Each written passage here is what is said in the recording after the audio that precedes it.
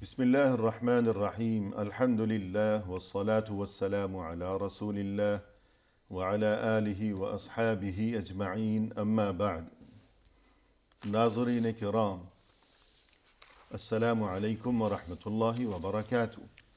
تفہیم دین کی اس بزم کے ہمراہ ہم آپ کی خدمت میں حاضر ہیں۔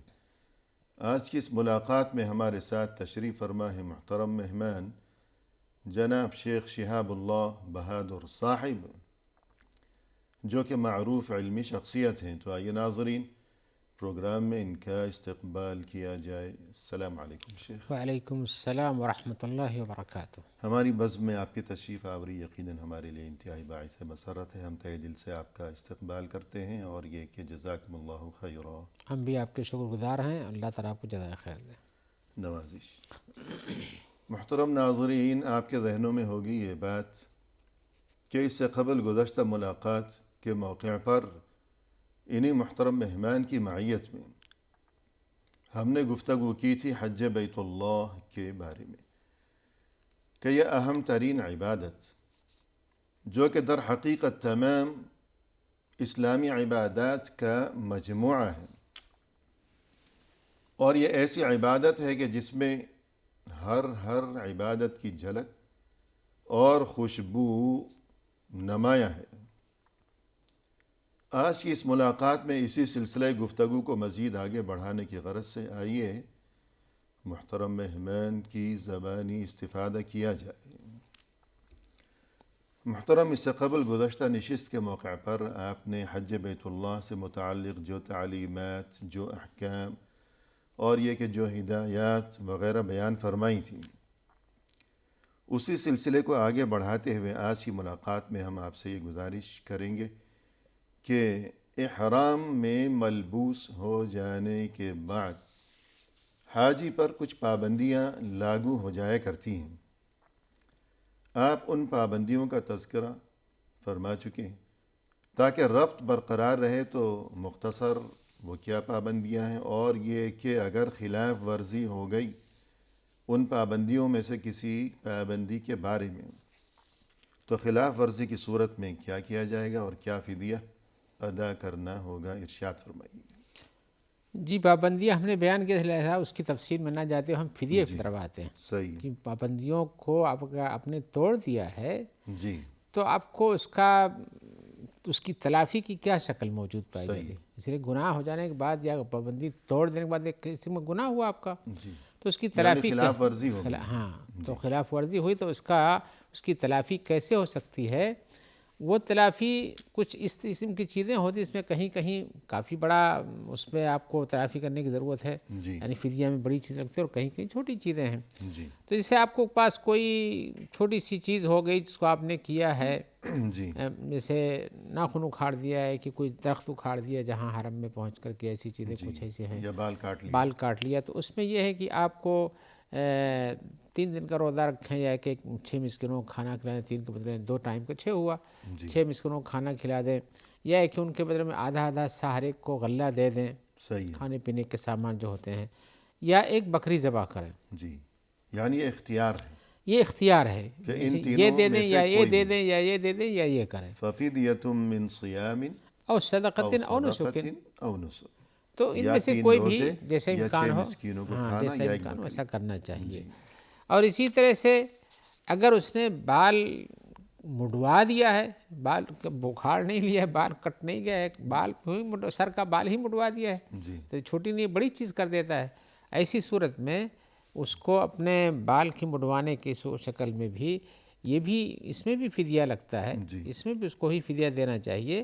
اور اسی طرح سے ناخن کو کاٹ لے یا کہ خوشبو لگا لے جسے منع تھا، تو ان سب چیزوں پر بھی وہی فدیہ لگتا ہے جو بال کاٹنے ٹوٹنے پہ ہوتا ہے۔ جی، یہ جو بال کے بارے میں آپ نے گفتگو کی تو صرف سر کا بال مراد ہے یا جسم میں کہیں بھی کوئی بھی؟ جی، بال تو سارے جسم کا مراد ہے، کہیں بھی ہو۔ جی ہاں، صحیح، یہ بات معلوم ہونی چاہیے۔ ہاں، نہیں صحیح بات وہ ہے، یہ نہ بات ہونی سمجھے چاہیے۔ کہ صرف سر کا بال منع ہاں ہے۔ ہاں، جی، جس میں کہیں بھی بال ہو اس کو توڑنا، اکھیڑنا، صاف کرنا، یہ اس وقت ضروری جب تک آپ احرام باندھے ہوئے ہیں۔ احرام کھولنے کے ساتھ ہی یہ چیزیں کر سکتے ہیں۔ جی، صحیح۔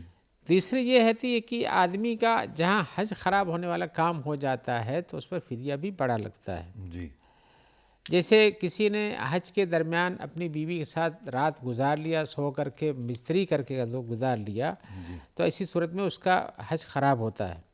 ایسے ہی اگر کوئی آدمی یہ ہے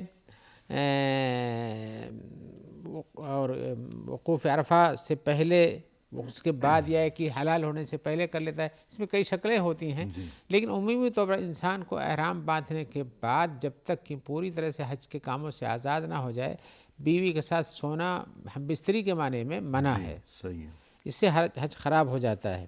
تو اور اس یہ کی جو تفصیلات ہیں کچھ تھوڑی، ہم اس میں نہیں جانا چاہتے۔ تو جو ازدواجی تعلق ہے، اگر یہ تحلل اول سے ہو گیا، تحلل اول سے قبل ہو گیا، تو اس کے احکام کچھ مختلف ہیں، جی ہاں، اور اگر تحلل اول کے بعد ہوا تو کچھ مختلف ہے۔ ہاں، تحول اول کا مطلب یہ کہ جس 10ویں تاریخ کو اگر وہ رمی جمار پتھروں کا نہیں اس کو مان لیتا، کنکری مان لیتا ہے، بڑے شیطان کو جس کو کہتے ہیں، جمر عقبہ اولا کو کہتے ہیں، اور اسی طرح سے قربانی کر لیتا ہے، بال کٹوا لیتا ہے، تو یہ تحلل اول ہوا۔ تو اس سے پہلے اگر علاقہ زوجیت ہو گیا تو حج فاسد ہو گیا۔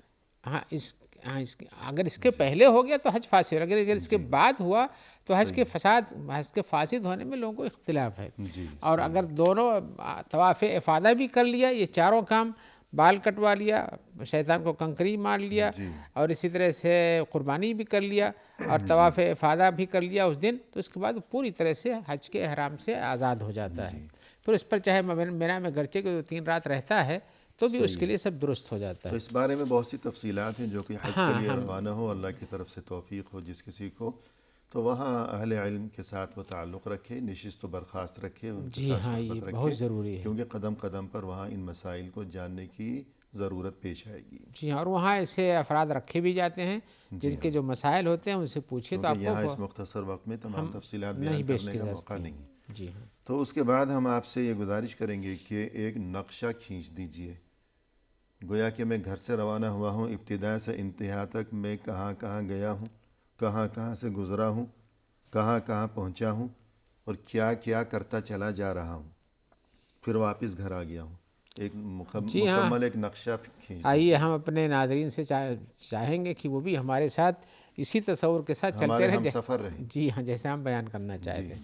چلیے، جیسے ہم نے حج شروع کیا، آپ نے بھی حج شروع کیا جانے کے لیے، تو اب ہم کو سب سے پہلے کام گھر تھے، یہاں سے گئے بمبئی گئے، کلکتہ گئے، یہاں سے کہیں گئے، یہاں سے اور کسی سے گئے، سلوا گئے، کہیں بھی، یہ سب چھوڑیے، لیکن ہم جب میقات پہ پہنچ جاتے ہیں وہاں سے ہمارے حج کے کام شروع ہوتے ہیں۔ صحیح ہے۔ جیسے ہم نے بارہا کہا کہ جہاں سے نیت باندھی جاتی وہاں سے حج کے کام، احرام وغیرہ شروعات ہوتی ہے۔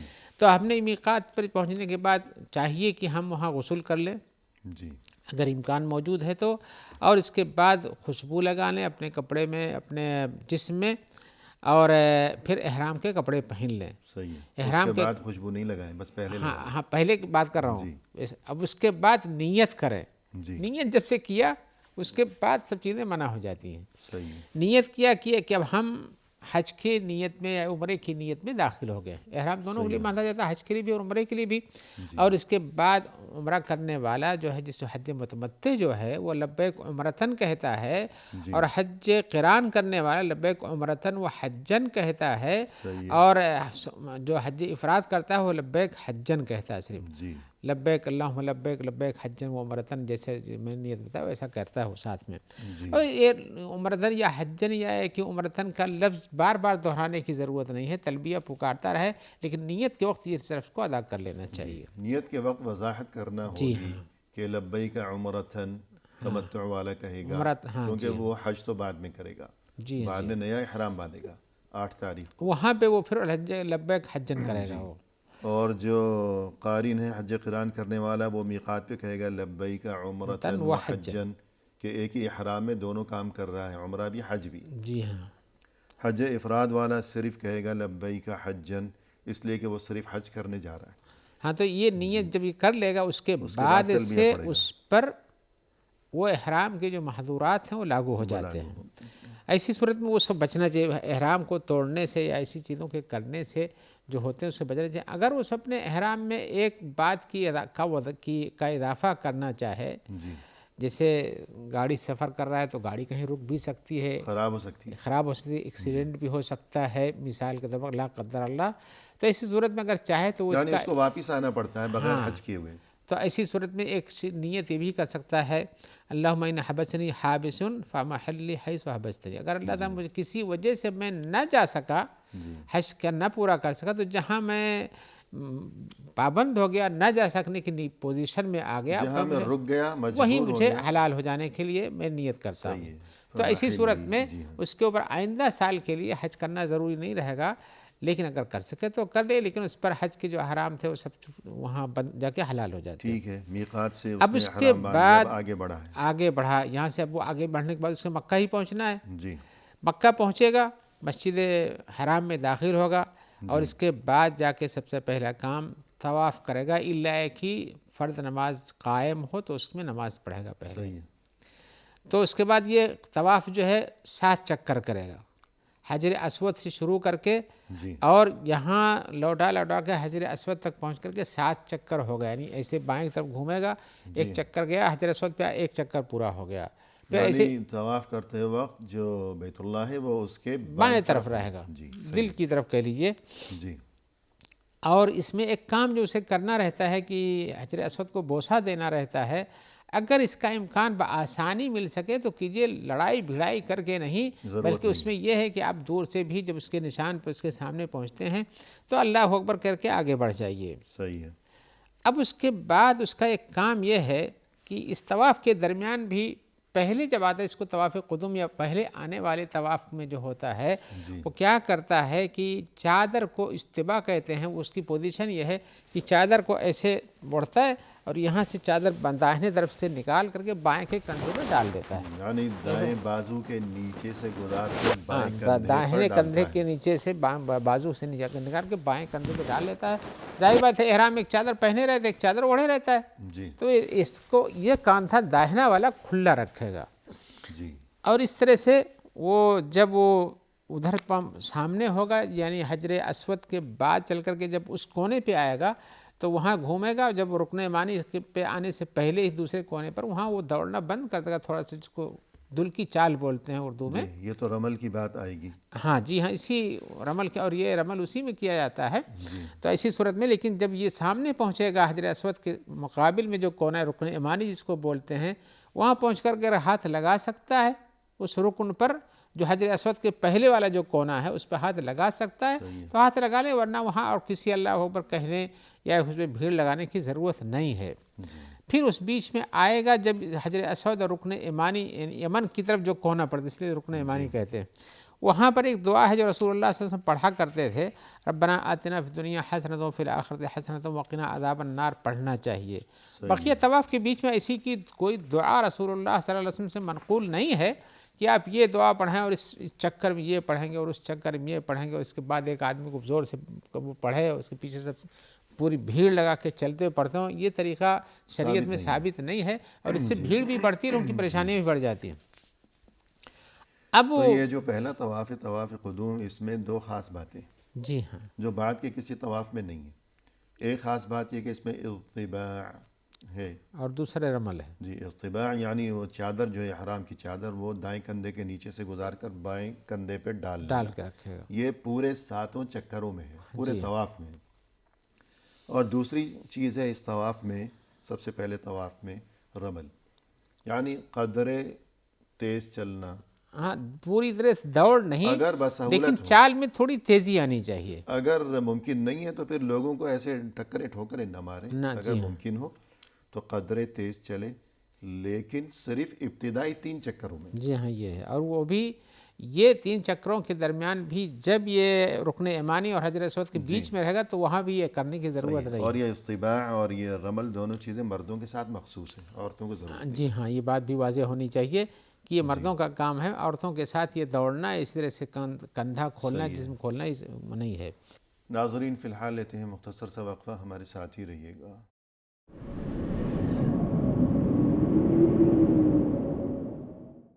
ناظرین اکرام، وقفے کے بعد ہم حاضر خدمت ہیں. آئیے سلسلہ گفتگو کو آگے بڑھایا جائے اپنے مہمان کی زبانی. شیخ، وقفے سے قبل آپ نے یہ تذکرہ فرمایا کہ حج کے اعمال گویا کہ ہم تصور کی دنیا میں حج کر رہے ہیں، یوں سوچیے کہ ہم خانہ کعبہ کے گرد بھی گھوم جی رہے ہیں. میقات سے احرام باندھ کر ہم مکہ پہنچے، وہاں پہنچ کر ہم سیدھے گئے بیت اللہ. وہاں ہم نے طواف کی. ابتدا کی سب سے پہلا کام ہے طواف، اگر نماز نہ ہو رہی ہو، نماز با جماعت. جی جی طواف ہم 7 چکر پورے کر چکے ہیں کہ ہر چکر کی ابتدا ہے حجر اسود سے اور اس کا اختتام بھی ہے حجر اسود پر. 7 چکر مکمل ہو گئے. اس کے بعد اب یہ 7 چکر مکمل ہو جانے کے بعد 2 رکعت سنت طواف جسے ہم کہتے ہیں جی یہ پڑھنا چاہیے. صحیح. یہ بھی اس کے لیے مقام ابراہیم جو پتھر نصب ہے، جی ابراہیم کا قدم جس میں نظر آتا ہے، اس کے پیچھے پڑھنا چاہیے. اگر وہاں گنجائش نہیں ہو اس لیے کہ لوگوں کی بھیڑ بھاڑ بہت رہتی ہے جی تو مسجد میں کہیں بھی پڑھنے کی گنجائش ہے، صحیح. لیکن اصل یہ ہے کہ اس کے پیچھے کے حصے میں کہیں بھی ہو پڑھ سکتے ہیں. جی جی آئیے وہاں سے نکلنے کے بعد اب اس کے بعد کیا کرنا ہے؟ اس کے بعد صفا اور یعنی مروہ. طواف سے فارغ ہو گئے ہاں اور 2 رکعت نماز بھی پڑھ لی. یہ ہاں، اور یہی خانہ کعبہ کا جو حجر اسود ہے اسی کے سامنے صفا پہاڑی پڑتی ہے. تو صحیح. کبھی پہاڑی تھی، ابھی تو آپ کو مسجد حرام کے اندر ہی وہ چیز نظر آئے گی. یعنی اگر کوئی پہلی بار جا رہا ہے، اسے معلوم نہیں ہے، دقت پیش آ رہی ہے اور وہ بورڈ وغیرہ بھی وہ لکھائی پڑھائی نہیں جانتا، تو اب وہ کہاں جائے گا؟ صفا کی در ہے، لوگوں سے پوچھتے رہنے کی بجائے حجر اسود کی سیدھ میں چلے. جی ہاں، اسی خود لکیر بخود سے صفا سیدھے پہنچ جائے گا. باہر نکلتا جائے تو صفا پہاڑی پر پہنچ جائے گا. جی صفا پہاڑی پر پہنچ جائے اور جب اس کے قریب ہو جائے تو وہاں پہنچ کر کے ان الصفا والمروۃ من شعائر اللہ کی جو آیت ہے پوری، اس کو پڑھنا. جی اور اس کے بعد پھر صفا پہ چڑھ جائے اور قبلہ کی طرف متوجہ ہو جائے، یعنی صفا پہ پہنچ کر کے پھر قبلہ کی طرف دوبارہ اپنا قبلہ رخ ہو جائے. قبلہ رخ ہو جائے، جی یعنی وہاں سے خانہ کعبہ نظر آ جائے، جس مثال کے طور پر یوں کہہ لیجیے. جی اور اس کے بعد کہنا چاہیے اس کو یہ دعا جو اللہ کے رسول صلی اللہ علیہ وسلم پڑھتے تھے، وہ دعا پڑھنی چاہیے. میں دہرا دیتا ہوں: جی لا الہ الا اللہ واللہ اکبر، اللہ اکبر، اللہ اکبر وللہ الحمد، لا الہ الا اللہ وحدہ لا شریک لہ، لہ الملک ولہ الحمد وہو علی کل شیء قدیر، لا الہ الا اللہ وحدہ انجز وعدہ ونصر عبدہ وہزم الاحزاب وحدہ. اس کے بعد یہ دعا پڑھ لے. اس کے بعد وہاں جو کچھ دعا اپنے لیے کرنا چاہتا ہے وہاں کر سکتا ہے. جی اب اس کے بعد پھر اسے صفا اور مروہ کے درمیان سعی، یعنی چلنا، سعی کو کچھ تیز رفتاری کہتے ہیں، لیکن اس تیز رفتاری میں بھی جو مقام ہے، جو اس وقت پہاڑی کے جو برابر مقام میں تھا، اسی جہاں آج کل 2 سبز رنگ کے نشان لگائے ہوئے ہیں، ستون کہتے ہیں، اخضرین کہتے تھے، ابھی تو آپ کو سب قسم کا نشان ملے گا. تو اس کے بعد سے شروع کیا، آپ کو نظر آ کہ لوگ ایسے تیز وہاں سے تیز چلتے ہیں. لیکن اس تیز کا مطلب بھی یہ نہ سمجھے آدمی کہ کوئی اتنی تیز دوڑ لگا کہ دوسرے کو ٹھوکر مار دے. جی کہ دوسرے کو ٹھوکر لگا دے یا خود گر جائے. اپنے کو سنبھال کے چلائیے، نہ دوسرے کو نقصان پہنچائے، دوسروں کو بچا کے چلیے. جی ہاں، تو اپنی بھی فکر کریں. ہاں، اپنی فکر کریں، دوسروں کو کریں اور تیز چلنے کی کوشش کریں. جب یہ دوسرا نشان سبز آ جاتا ہے، اس کو وہاں پہ آپ اسٹاپ کر لیں، وہاں پہ یہ تیزی بند کر دیں. اور پھر یہ مردوں کے لیے عام رفتار سے جسے چلتے ہیں چلیں. یہ مردوں کے لیے. اگر ساتھ میں ان کے عورتیں بھی ہیں تو وہاں رک کے تھوڑا انتظار کر کے ان کو بھی ساتھ ملا لیں، اس لیے کہ گم ہو جانے پر بہت مشکلات پیدا ہوتی ہیں. جو گم ہو جائے گا شاید ہی واپس ملے. نہیں مل جاتے ہیں. وہاں گمشدگی کے بہت سے مراکز ہیں جہاں پہ لوگوں کو بھی پہنچایا جاتا ہے. اب اس کے بعد یہ اس طرح سے 7 چکر پورا کریں. اب اس میں 7 چکر بتا دو، یہ نہیں جس سے خانہ کعبہ میں جہاں شروع کیا وہاں جا کے پورا ہوتا ہے. جی بھائی یہ صفا شروع کیا صفا پہ آ کے پورا ہوگا، ایسا نہیں. اس میں صفا سے شروع کیا، آپ نے مروہ پہنچے 1 چکر، مروہ سے دوسرا چکر جب لوٹتے ہیں صفا آنے کے لیے وہاں دوسرا چکر، یعنی جانا 1 چکر، لوٹ کے صفا پہنچنا دوسرا چکر. اس طرح سے کرتے ہوئے آپ کا لاسٹ 7واں چکر صفا پہ نہیں مروہ پہ ختم ہوتا ہے. صحیح ہے. مروہ پہنچیں گے وہاں 7واں چکر وہیں پورا ہوگا. اور اس طرح سے صحیح میں نے صفا والمروہ جو ہے یہ پوری ہو جاتی ہے. لیکن میں ایک بات یاد رکھیں کہ مروہ پر پہنچ کر بھی جیسے آپ نے صفا پر دعا کی تھی اور قبلہ رخ ہوئے تھے، ویسے قبلہ رخ ہو کے وہاں بھی دعا کرنا چاہیے. جی اور یہاں یہ بات بھی معلوم ہونی چاہیے کہ حج کے موقع پر 6 ایسے مواقع ہیں جہاں کھڑے ہو کر ہاتھ بلند کر کے قبلہ رخ ہو کر دعا مانگنا سنت ہے. چلیے ہم ان کو بیان کر دیتے ہیں. گنتی یاد رکھے، یہ 2 ہو گئے. ہاں یہ بیان، ایک صفا، دوسرا مروہ، اس کے بعد تیسرے عرفہ، چوتھا مزدلفہ جی اور بڑا شیطان، اور اس کے بعد پھر جی نہیں، پہلا جمرہ اور دوسرا جمرہ. دوسرا جمرہ جی صحیح. یہ دو، ہاں تو یہ دو جمرہ اولا مواقع اور ہو گئے، ثانیہ. صفا پہ کھڑے ہو کے دعا کر لی، مروہ پہ کھڑے ہو کر دعا کر لی.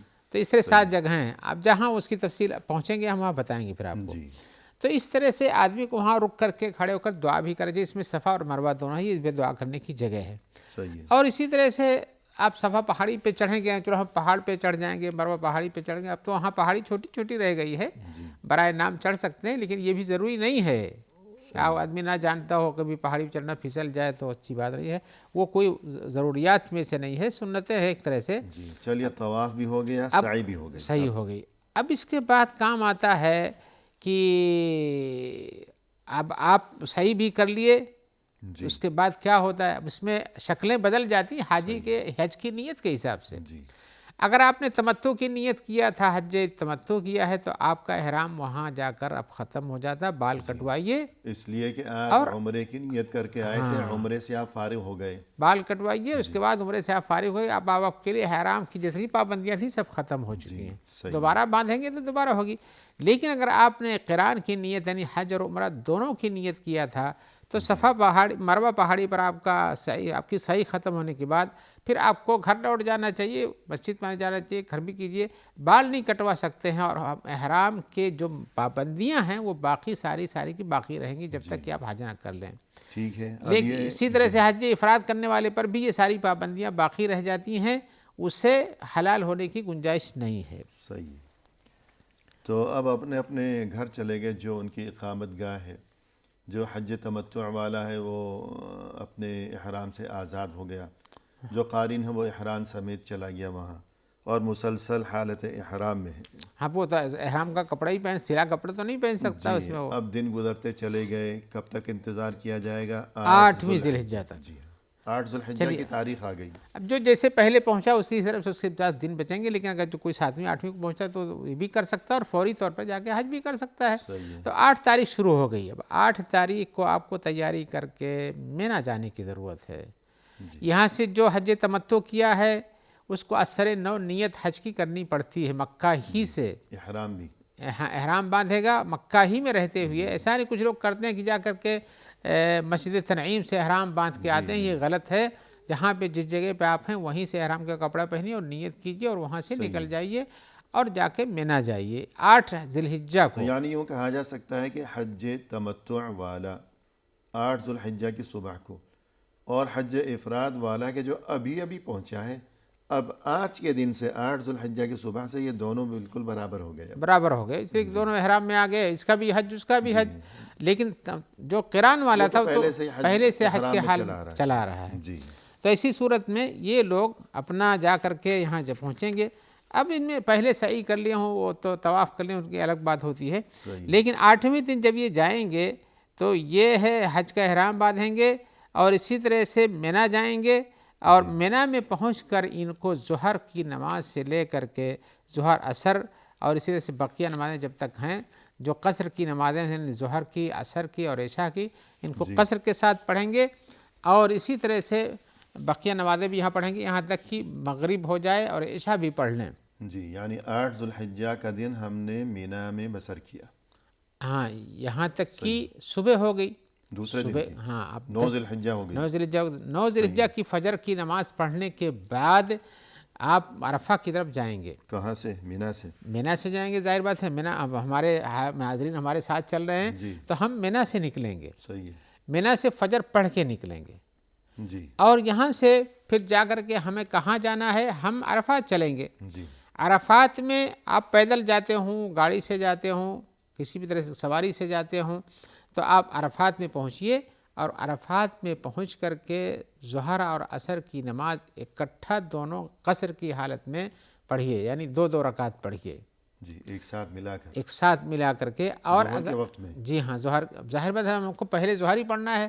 لیکن اگر کوئی بالفرض مان لیجیے پہنچا ہی عصر کے بعد تو ظہر پہلے پڑھے گا، عصر بعد میں پڑھے گا. ظہر کو وہاں تک مؤخر کرے گا. جی یعنی عام صورتحال یہ ہے کہ عرفات میں جو کہ 9 ذی الحجہ کا دن ہے، ظہر کے وقت ہم نے ظہر اور عصر دونوں کو ملا کر ظہر کے وقت میں پڑھنا ہے. ہاں ویسے بھی آدمی منی سے عرفات کا فاصلہ بہت لمبا نہیں، لوگ کہتے ہیں 9 کلومیٹر ہے، صحیح. لیکن گاڑیوں سے تو راستے بہت کم ہو جاتے ہیں، اور لیکن گاڑیوں سے راستے لمبے بھی ہو جاتے ہیں. جی اگر بھیڑ لگ گئی تو وہ 9 کلومیٹر بھی 9 گھنٹہ بھی لگ سکتا ہے. بعض اوقات پیدل انسان جلدی پہنچ جی ہاں، تو لیکن میں اس لیے کہہ رہا ہوں کہ اگر وہ دیر سے بھی پہنچے، عصر کا وقت ہو جائے تو بھی اس کو پہلے ظہر وہیں پڑھنی ہے اور عصر بھی پڑھنی ہے. لیکن اچھا یہی ہے کہ آدمی سویرے نکلتا ہے تو پہنچنے کی کوشش کرے تاکہ امام صاحب کا وہاں خطبہ بھی سن سکے اور ان کے ساتھ نماز بھی پڑھ سکے. چلیے ظہر اور عصر پڑھ لی ظہر کے وقت میں میدان عرفات میں 9 ذی الحجہ کو، اب کیا کرے گا؟ اب اس سے جب سے بڑا کام جو عرفہ، جس کو ہم نے کہا پہلے بھی ذکر کیا کہ حج و عرفہ آپ نے فرمایا ہے صلی اللہ علیہ وسلم، تو عرفہ کا وقوف ضرور رکھیں. وقوف ایسے نہیں کہ آپ جا کے وہاں بیٹھے رہیں، باتیں کریں، گفتگو کریں، بلکہ وہ ایسا وقت اس میں انسان کو پوری توجہ سے دعا کرنا چاہیے. اللہ تعالیٰ اس دن اپنے فرشتوں سے کہتے ہیں کہ یہ لوگ کہاں آئے ہوئے ہیں، اور یہ اللہ تعالیٰ جانتے ہیں کہ ہم کہاں آئے ہوئے ہیں، لیکن فرشتوں کو کہتے ہیں یہ آئے ہیں آپ سے مغفرت طلب کرنے کے لیے، بلکہ ہم نے ان کو معاف کر دیا. تو سارے عرفہ کے لوگ اس مخصوص دن میں مخصوص عبادت کے طور پر بڑی دعا کرتے ہیں. اللہ تعالیٰ اس دن دعا بہت قبول کرتے ہیں، سب کی مغفرت کرتے ہیں. تو انسان کو وہاں دعا سے غافل نہیں ہونا چاہیے. جو اہم کام ہے عبادت، دعا کے بارے میں بتایا کہ یہی تو عبادت کا اصل لب لباب ہے. آدمی دعا کرنے میں اپنی ضرورتوں کو مانگتا ہے، گریہ و زاری سے، الحاح سے، رو رو کے دعا کرنا چاہیے. اور بلا شبہ یہ سب سے اہم جگہ ہے اس دن عبادتوں میں. دعاؤں کے قبول ہونے کی سب سے اہم جگہ ہے یہ عرفہ کے دن، عرفہ کے میدان میں آدمی دعا کرتا ہو.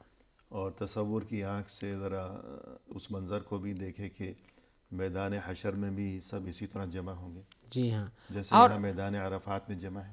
اور اگر کتنا بڑا مجمع ہے. کسی کو دعا کرنے میں رونا نہ آتا ہو، جی گریہ و زاری میں رو رو کے دعا کرنے کی بات ہے، جی تو اپنے کسی ساتھی کو دیکھے کہ کس طرح سے وہ مشغول ہے، کس طرح سے منہمک ہے اللہ سے مانگنے میں، اس کو بھی یہی تصور پیدا کر کے، یہی انداز پیدا کر اپنی کے موت کو یاد کریں. زندگی فانی ہے، ہاں عارضی ہے، مختصر ہے.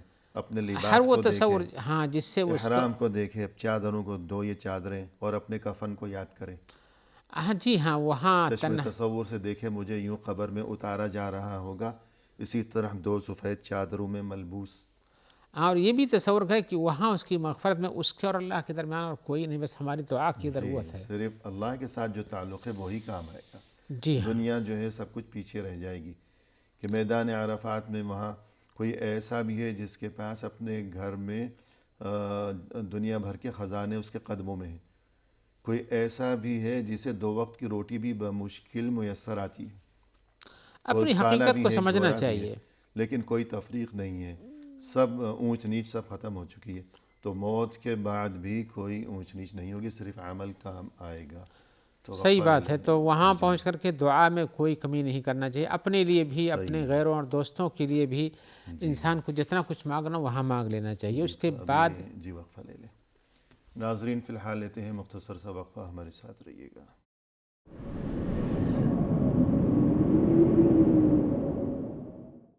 ناظرین کرام، وقفے کے بعد ہم حاضر خدمت ہیں. آئیے اس سلسلہ کلام کو اب پائے تکمیل تک پہنچایا جائے اپنے محترم مہمان کی زبانی.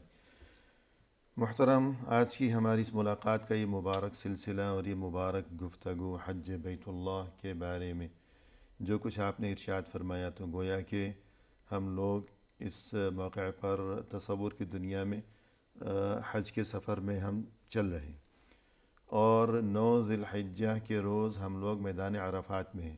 ظہر اور عصر کی نماز ہم ایک ساتھ پڑھ چکے ہیں، اور اب یہ عصر کے بعد کا وقت چل رہا ہے.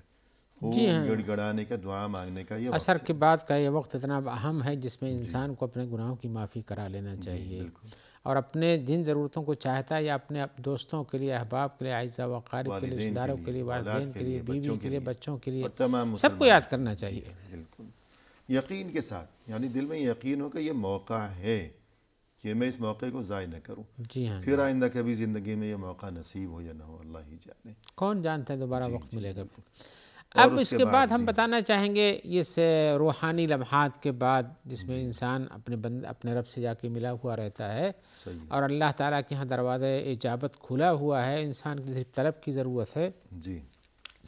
اس کے بعد یہ جب سورج غروب ہو جائے جی اتنا لمبے وقت دعا کرے گا، روئے گا، تو سورج غروب ہونے کے بعد پھر وہاں سے اس کو نکلنے کی اجازت ملتی ہے جی عرفات سے. عرفات سے. اب یہاں سے وہ مزدلفہ جائے گا، جتنی دیر میں پہنچے مزدلفہ پہنچ کر کے وہ مغرب اور عشاء کی نماز وہیں پڑھے گا. صحیح. یہاں سورج غروب ہونے کے بعد نکلے گا لیکن مغرب کی نماز یہاں نہیں پڑھے گا. جی مزدلفہ پہنچے گا تو وہاں مغرب اور عشاء کی نماز دونوں اکٹھا پڑھے گا.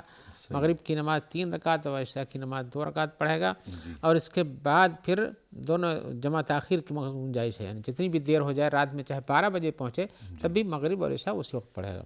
صحیح. تو اس کے بعد یہاں پہنچ کر کے عرفات میں وہ رات گزارے گا اور اس کے بعد فجر کی نماز پڑھے گا. پھر فجر کی نماز کے بعد اچھا یہی کہ دعا کریں جہاں تک کہ سورج قریب ہو جائے، صبح روشن ہو جائے.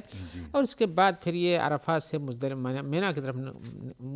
سے مینا کی طرف نکل جائے گا فجر کے بعد. جی. اور 10 تاریخ کی صبح ہو گئی. ہاں 10 تاریخ کی صبح ہو گئی. اب تو رات ہم نے 9 تاریخ کے بعد والی جو 10 تاریخ کی رات تھی وہ مزدلفہ میں گزاری. اب صبح ہوگی، ہم مینا میں آ گئے. مینا میں آ کر کے جو سب سے آخری جمرہ ہے یعنی شیطان ہے جو مکہ سے قریب ہوتا ہے اور یہاں مینا کے راستے میں سب سے آخر میں پڑتا ہے. جی یعنی ہمارے راستے میں پہلا جمرہ آئے گا، ہم اسے چھوڑ دیں گے. جی ہاں. پھر دوسرا جمرہ آئے گا، اسے بھی چھوڑ دیں گے. پھر تیسرے پہ پہنچ کر کو ساتھ مینا کی طرف سے سب سے دور، جبکہ مکہ کی طرف سے یعنی مخالف سمت سے وہ سب سے پہلا. جی ہاں. وہاں پہنچ کر کے ہمیں 7 کنکری مارنی ہوگی اور اس کے بعد پھر وہاں سے لوٹنا ہوگا. اور یہ رمی کا کام ہم نے 10 تاریخ کو، جو کہ رمی کے 3 دنوں میں سے پہلا دن ہے، یہ صبح ہی کر لیا. اب اس میں آپ کے پاس کام کتنے ہیں؟ اب اس کے بعد یا تو آپ جائیے طواف افاضہ کیجئے، یا تو لوٹ کے آئیے قربانی کیجئے، بال کٹوائیے. یہ 4 کام ہیں. ان میں سے کوئی ترتیب لازم نہیں کہ آپ کو ایسے ہی کرنا ہے، بلکہ آپ اس میں کسی کو بھی حسب حال آگے پیچھے کر سکتے ہیں.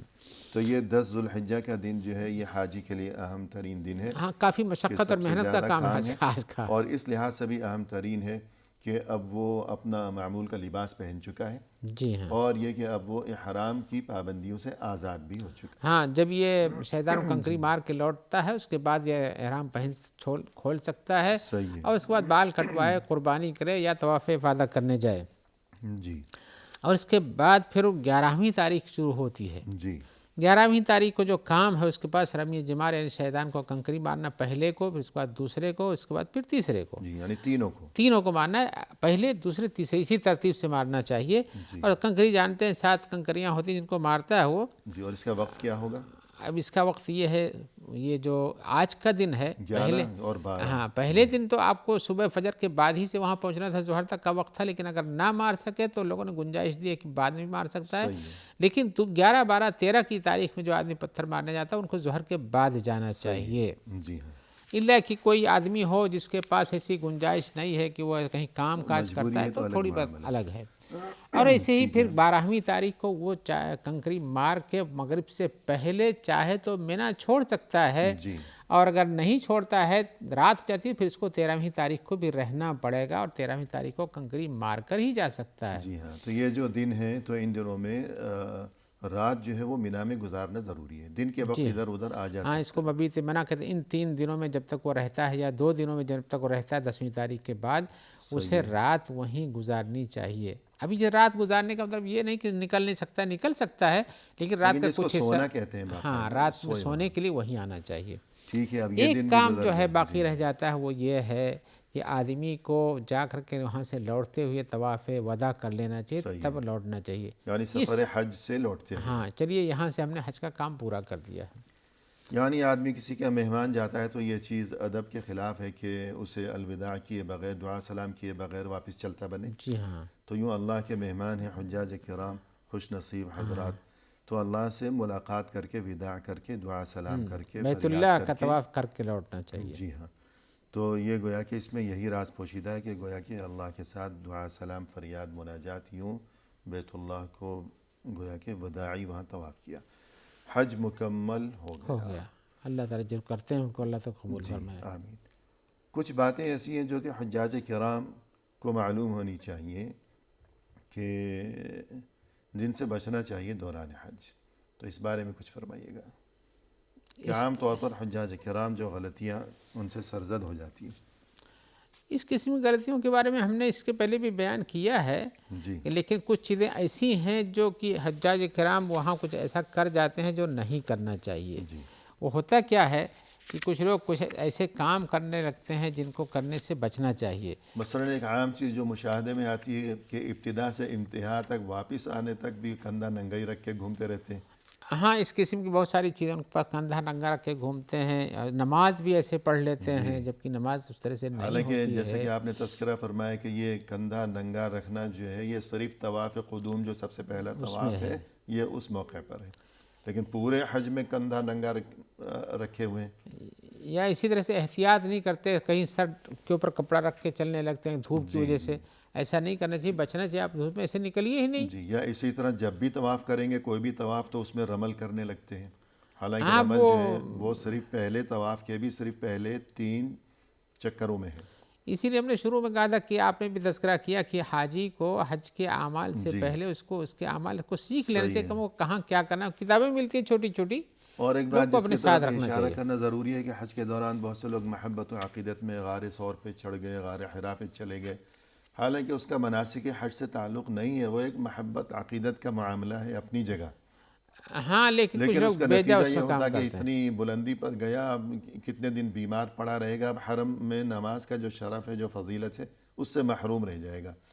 تو اس بات کو ذہن میں رکھنا چاہیے کہ حرم میں نماز طواف زیادہ سے زیادہ موقع ملے، پھر کبھی یہ موقع ملے گا یا نہیں ملے گا، تو اس چیز کو غنیمت جانے انسان.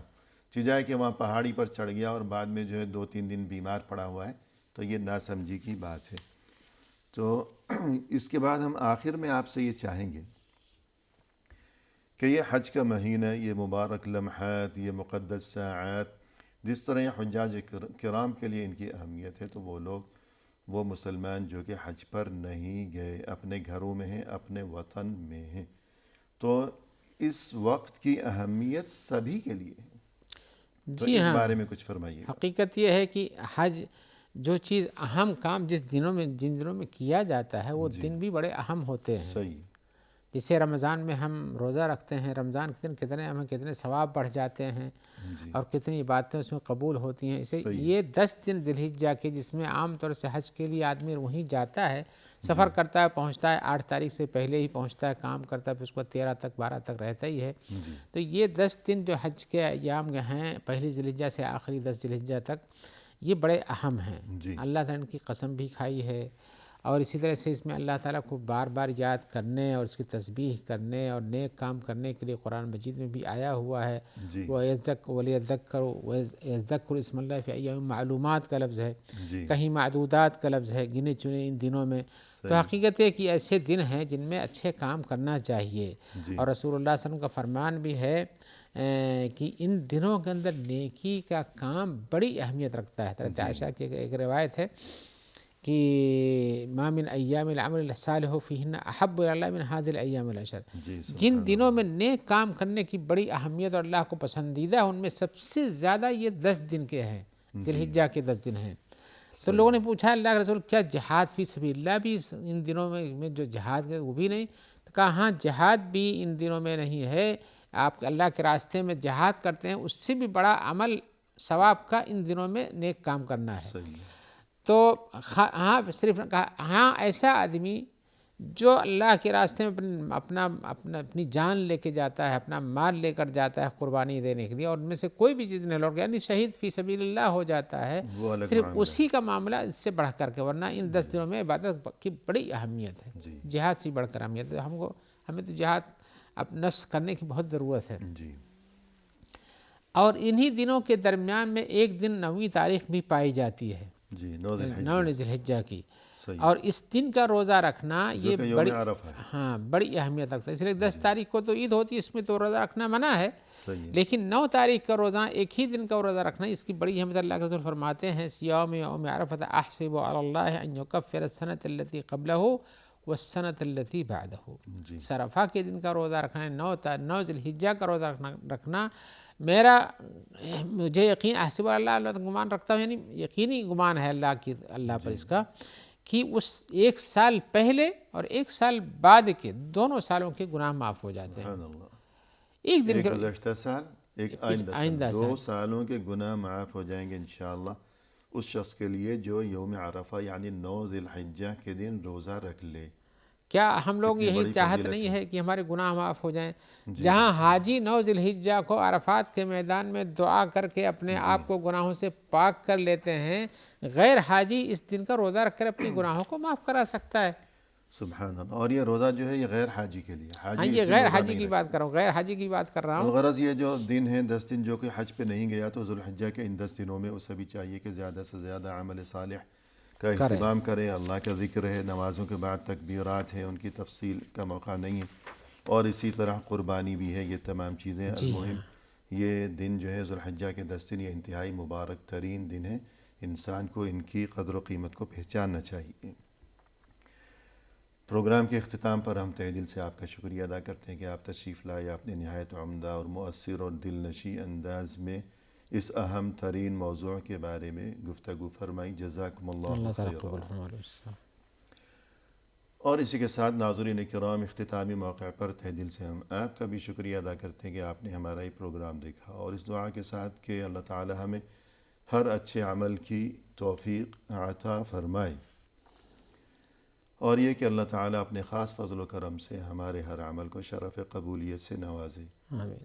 فی امان اللہ، وآخر دعوانا ان الحمد للہ رب العالمین۔